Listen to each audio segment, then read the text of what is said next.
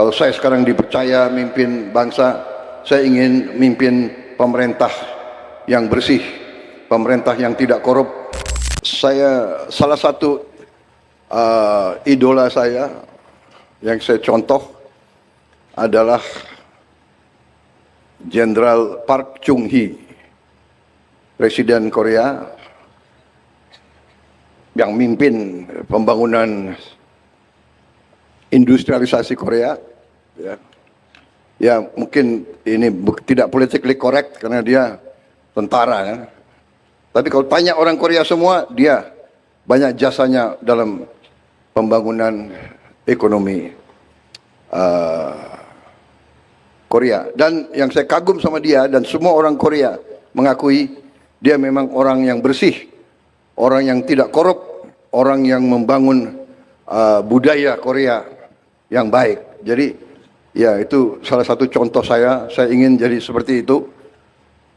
Walaupun pensiun tetap saya punya kehormatan, kebanggaan sebagai seorang jenderal. Kalau saya sekarang dipercaya mimpin bangsa, saya ingin mimpin pemerintah yang bersih, pemerintah yang tidak korup. Dan saya terima kasih. Pembantu-pembantu saya ini bekerja dengan baik dan mereka juga ingin meneruskan, ingin memberi contoh kepada generasi penerus pemerintah yang bersih, yang tidak korup, sehingga kita bisa melaksanakan pembangunan besar-besaran. Pembangunan besar-besaran ya antara lain kita perlu dapat kepercayaan dari bangsa-bangsa lain, dari perusahaan-perusahaan yang lain. Contoh hari ini Lotte perusahaan mungkin salah satu terbesar di dunia mungkin. Asetnya $100 miliar dan mereka investasi di kita berapa? 65 triliun. Ya, jadi saya sampaikan di sini bahwa ini contoh dan ini juga kenapa saya tadi ingatkan, saya minta Pak Jokowi diundang ya. Karena saya lihat kok ada mulai budaya yang tidak baik ya. Pemimpin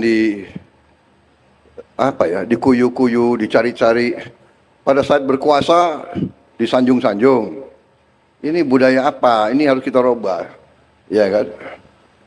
Ini harus kita rubah. Saya bukan Prabowo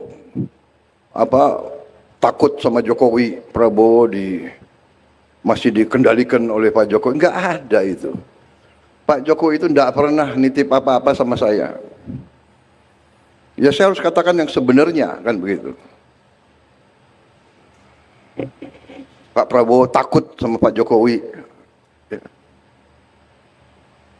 Enggak ada itu. Untuk apa saya takut sama beliau? Oke, aku hopeng sama beliau kok takut.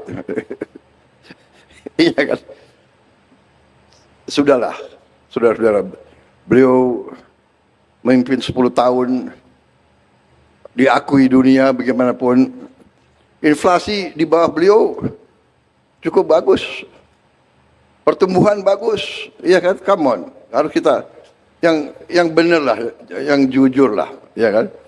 Ngono yang ngono gitu, ya kan? Ya, Pak Androsoni, benar nggak? Gimana itu bahasa Banten? Ngono yang ngono gitu. Ya nojo ngono kan gitu.